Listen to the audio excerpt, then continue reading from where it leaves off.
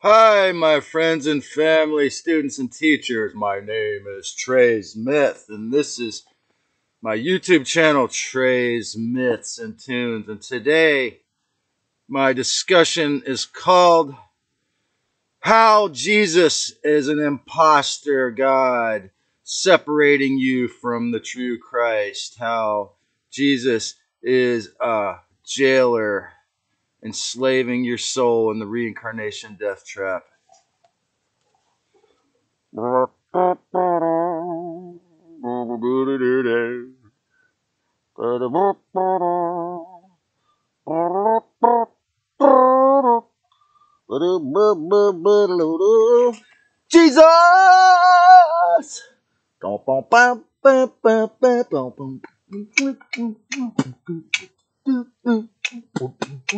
Jesus! Jesus! Jesus is my friend. I take him by the hand and fly all over the water in every land. When I fully ascend, how Jesus is an imposter, separating you from the true Christ. How Jesus Christ, the perhaps the demiurge in disguise, is separating you from the true Christ. Well, as I've said before in previous encounters on YouTube, the Dracos, the Black Hole Suns, and the um, others involved began to hijack Christianity through the Council of Nicaea in 325 AD, inserting their versions, their rules, their inversions, their ideas, and the exoteric long-term system of attrition through the reincarnation death trap began. The real Christians were much more similar to the way that I am, my beliefs. I actually learned from them many of the things that I maintain. Perhaps jumping in this cold creek like the Wim Hof method is one of the things that I've been lazy about in my. But beyond that, as far as the way that my mind works and that I think and meditate and the way that I stay here in nature is in there in alignment with the Essene teachings, the real embodiments of Christ, the Yeshua, the Master, John the Baptist, and some other guy that was an advanced master was hung. Okay, so there were three, according to Seth materials and other sources, psychic sources, and then there's evidence that just like Carlos Castaneda stole some of his ideas from India, um, a good maybe a third, a fourth, I don't know, or half of the or more of the miracles that Yeshua or the one they call Jesus the Christ did were actually done by John the Baptist, who they beheaded in a meal. And but there's many that believe Yeshua escaped and they reproduce with Mary Magdalene, that there's a divine bloodline, the Christos bloodline, and that the Dark Lords have been literally gunning for them, all of them, ever since. But fortunately, have not been able to find or exterminate them all as they wanted to, and that really keys into what happened with the conquistadores. I mean, that really exemplifies it.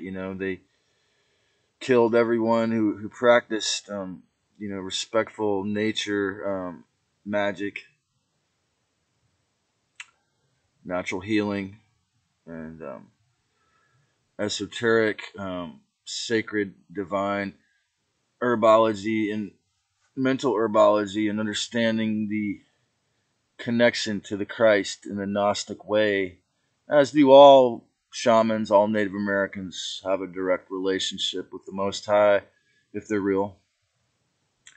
This middleman is the whole key to the Pope says, I am God. Okay, that's the key to this whole sermon, talk, whatever you want to call it. As long as you believe you need this middleman, it could be that you're going to be stuck on the wheel for as long as you need it, as long as you believe it, as long as you're not willing to do the hard, pull up your bootstrap work of mental work, of taking this crap out of your subconscious and replacing it with truth.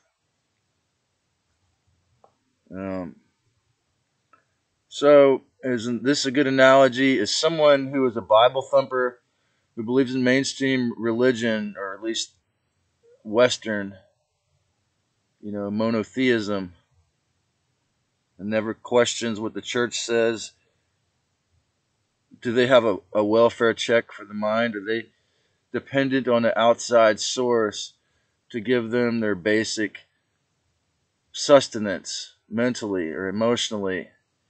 It's like being on basic income, okay, for the average Joe. They're fed just enough. They have just enough money to pay their rent and buy the food with no frills, no psychedelic explorations, no excessive cannabis, or no excessive fun of any sort, no independent moments, no ability to, well, they have the time to study, but they're not encouraged to. In other words, there's some guys who run mainstream Christian churches, and even a Greek Orthodox priest I spoke with that I can say Gnostic truths to, and if they're cool enough, respectful enough beings, they'll agree with me, but they'll never be totally feel at ease with it, of course, but because they're the middlemen, so it's self responsibility is the true spiritual gnosis. The infiltration is where the Bible, or the Jews, the Catholics, the Old Testament, the New Testament, all of it, the Jesuits, they lay down the law by mixing the truth, i.e., for example, the Golden Rule, with the Demiurge's dogma, designed to ensure forced creation of guilt if you disobey. The angry, jealous old man, as I said in my other video, is the imposter, the demiurge, maybe? Huh? What about this? The 144,000 people that get to make it to heaven. You really think the real creator would make up this, or somehow would have a limit? It's like Bitcoin, okay? Bitcoin is great as long as it doesn't bottom out, okay? As long as you can buy stuff online with it or trade people for stuff with it, as long as it has value. The same with the fiat dollar. The only reason why it has value is because we believe in it. Well, maybe the hexagram on the end of planet Saturn and the moon are all used, as many psychics have just said, as I've studied half a dozen different psychics say, to beam you if you obey mainstream religion or the scientism death cult, which says there is no God, there is no soul, and you should let us put this hating inside you and let us grow that until you'll be our remote controlled object in a human cyborg form. And that is the religion of transhumanism. The soulless, the brand new religion that's super popular is there is no soul. Which is more obnoxious, people? Give me a comment. Which is more rude to your spirit, that or the old reincarnation death trap? Okay, but this idea of the 144,000, is that how many people they can fit in the moon, matrix, Saturn, death trap, hex trap? Is that how many people fit in that machine, the B666 human slavery, human farm, reincarnation, death machine. Is that the number? Well, because the real creator is an infinite creator of infinite love and respect, infinitely harmless, and gives you free will and discernment. But if you are not harmless, the law of karma, which is what the original planet Saturn, before these dark ones put all their machinery on it, that's the point of it originally, is to the reason why I never stopped working, even though I was being funded, is because I've always realized I was a spiritual scientist. I was an experimental metaphysician. Whether I want to call myself a shaman, a yogi, a Gnostic Christian, those labels don't mean shit. It's about the experiments. It's about practicing the meditations. It's about doing the work. It's about clearing the cobwebs. It's about, now for me, it's about sharing with you. Why? Because that is what the real Spirit of Christ is about. That is what the real awakening is about. It's not about towing the strings for the demiurge and this hex soul trap, okay? But that's what the fake imposter Jesus is about, okay? So when you realize this, you can go back and find books in the New Testament as well as Gnostic scriptures, but in particular, of course, the Essene, the Gospel of Thomas and John and James and the Sophia that they took out. Okay, go back and the Nag Hammadi Library was discovered. How about this? It was discovered in jars in the ground in 1945. If you don't believe that the real creator is a respectful, divine, good being, then why is it that 1 year or so after these Zeta Grays, who totally work only for the dark side for the most part, unless they have repented, or there's some factions that are not as evil, made deals with the MJ-12, the creation of the CIA, gave all this technology to the secret government in the USA. How about this?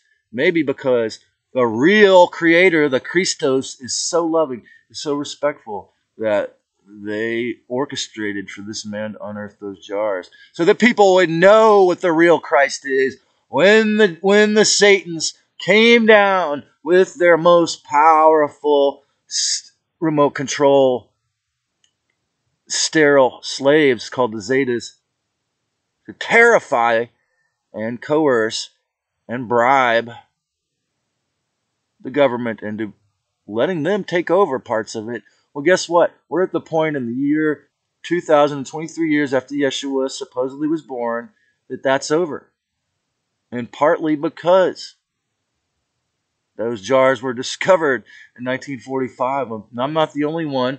There's 105 other people at least posting videos about Gnosticism on YouTube. It ain't no joke, and it ain't no small thing, and it may be a small amount on the number sign.